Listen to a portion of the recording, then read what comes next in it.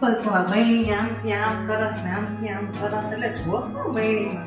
Mummy આ અથાણું એક નંબર બન્યું છે, લાલ ચટાકેદાર, બહુ સરસ બન્યું છે. મને આની રીત શીખવી છે મમ્મી. અને આપણા યુટ્યુબરમાં ઘણાના મેસેજ પણ આવ્યા છે કે આ અથાણાનો વિડીયો તમે જરૂરથી બનાવો, અમને પણ આ રીત શીખવાડો. તો પછી તારે ને યુટ્યુબ ફેમિલી બધાને આ ખાવાનું શીખવું છે. હા. તો પછી આજે એની રેસીપી આપણે બતાવી દઈએ, બરાબર? તો મિત્રો, આવું સરસ લાલ ચટાકેદાર અને આખું વરસ આવું ને આવું રહે એવા અથાણાની ઘણી સિક્રેટ ટિપ્સ આમાં આપેલી છે. તો તેને તમે સ્કીપ કર્યા વગર છેલ્લે સુધી જોજો. આવતી સિઝન સુધી આ અથાણું એવું ને એવું રહેશે, ગેરંટી મારી.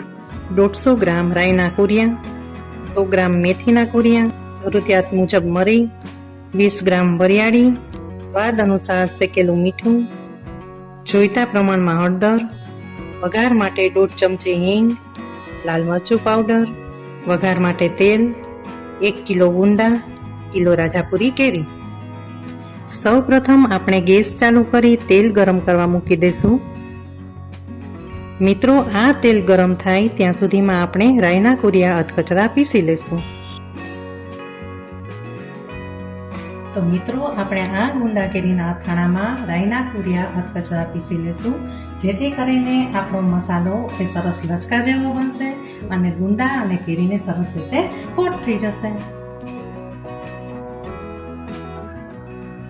તો મિત્રો, તમે જોઈ શકો છો કે આપણા રાઈના કુરિયા અધકચરા પીસાઈ ગયા છે. તો હવે આપણે વરિયાળીને પણ અધકચરી પીસી લેશું. મિત્રો, આપણે આ ગુંદા કેરીના અથાણામાં વરિયાળીને સરસ રીતે અધકચરી પીસી લેશું, જેથી કરીને આપણા આ મસાલામાં વરિયાળીનો એકદમ સરસ રીતે ટેસ્ટ આવશે. વરિયાળી પણ અધકચરી પીસાઈ ગઈ છે. હવે આપણે એક મોટી થાળી લઈ તેમાં આપણે રાઈના કુરિયા ગોળ ફરતે પાથરી દેશું.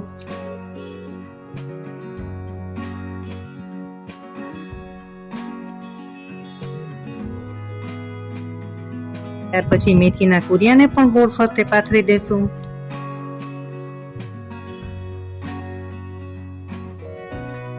તેની ઉપર વરિયાળી અને મરીના દાણા નાખી દેશું.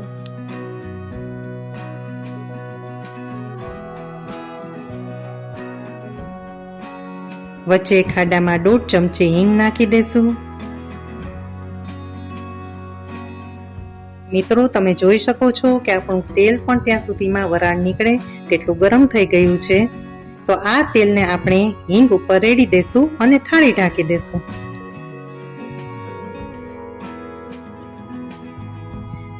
આ થાળીને આપણે 2 મિનિટ માટે રહેવા દેશું, જેથી કરીને આ વઘારમાં હિંગની સુગંધ સરસ રીતે બેસી જાય.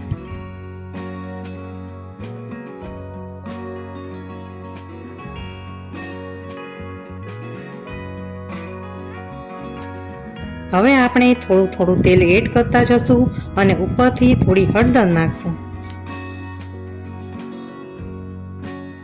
તો ઉપર આપણે આ મસાલામાં હળદર પણ એડ કરી છે. રાઈના કુરિયા તો પીળા હોય જ, પણ આપણે હળદર એટલા માટે એડ કરી છે કે આપણા લાલ મરચું જે નાખીએ એ સરસ લાલ કલર પકડે, એટલા માટે આપણે હળદર એડ કરીએ છીએ. તો મિત્રો, આ મસાલામાં વઘાર સરસ રીતે બેસી ગયો છે. તો હવે આપણે તેને રૂમ ટેમ્પરેચર ઉપર આવે ત્યાં સુધી ઠરવા દેશું. તો મિત્રો, આપણો મસાલો સરસ રીતે રૂમ ટેમ્પરેચર ઉપર આવી ગયો છે. તો તેમાં આપણે સ્વાદ અનુસાર શેકેલું મીઠું અને લાલ મરચું પાવડર નાખી અને વ્યવસ્થિત રીતે મિક્સ કરી દેશું.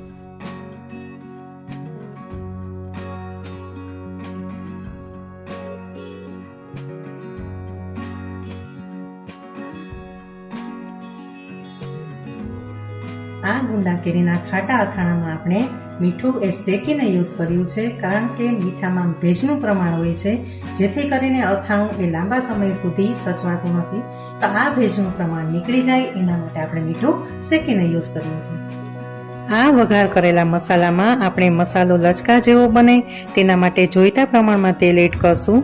બીજું વધારાનું તેલ આપણે ઉપરથી નાખશું. તો મિત્રો, આપણો લાલ ચટાકેદાર મસાલો તૈયાર થઈ ગયો છે. અહીંયા આપણે રાજાપુરી કેરી લીધી છે. આ કેરીને આપણે સરસ રીતે ચોખ્ખા પાણીથી ધોઈ નાખશું, જેથી કરીને તેની ઉપરથી બધો ચીકાસવાળો ભાગ નીકળી જશે. હવે આપણે આ કેરીને કોરી કરી અને તેના મીડિયમ સાઇઝના પીસ કરી લેશું. હવે આપણે આ કેરીમાંથી મીડિયમ સાઇઝના પીસ કરી લેશું. તો મિત્રો, આવી રીતે આપણે બધી કેરીના પીસ કરી લીધા છે. હવે મિત્રો, આપણે આ ગુંદાને સરસ રીતે ધોઈને કોરા કરી લેશું, જેથી કરીને તેમાં ચોટેલો બધો જ કચરો નીકળી જશે. હવે આપણે એક છાપાનો કાગળ લઈ લેશું અને એક પછી એક ગુંદા લેતા જશું અને ભાંગતા જશું. અહીંયા મેં હાથ વડે જ ગુંદાને ભાંગ્યા છે. તમે કોઈ પણ વસ્તુની મદદથી ગુંદા ભાંગી શકો છો.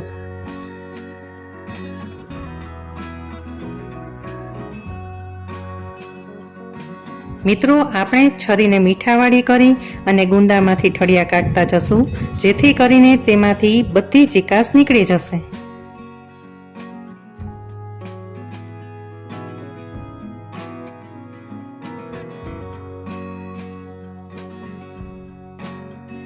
આપણા ગુંદામાંથી બધા ઠળિયા નીકળી ગયા છે. તો તેને આપણે છરીની મદદથી 2 ભાગ કરી લેશું. અહીંયા મેં ગુંદાના પીસ કરીને લીધા છે. તમે અહીં આખા ગુંદા પણ ભરીને લઈ શકો છો.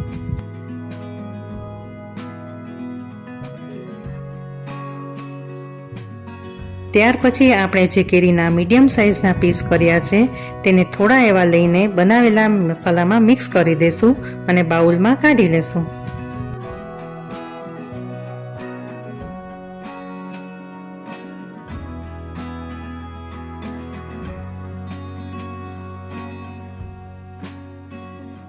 તે જ રીતે આપણે ગુંદાને પણ થોડાક એવા લઈ અને મસાલામાં મિક્સ કરતા જશું અને કેરી ઉપર વ્યવસ્થિત રીતે મૂકતા જશું. અને આવી રીતે એક કેરીનું અને તેની ઉપર એક ગુંદાનું લેયર કરતા જશું. તો હવે આપણે આ ગુંદા અને કેરીનું અથાણું મિક્સ થઈ ગયું છે. તો ઉપરથી આપણે જે મસાલો વધ્યો છે તે પણ નાખી દેશું.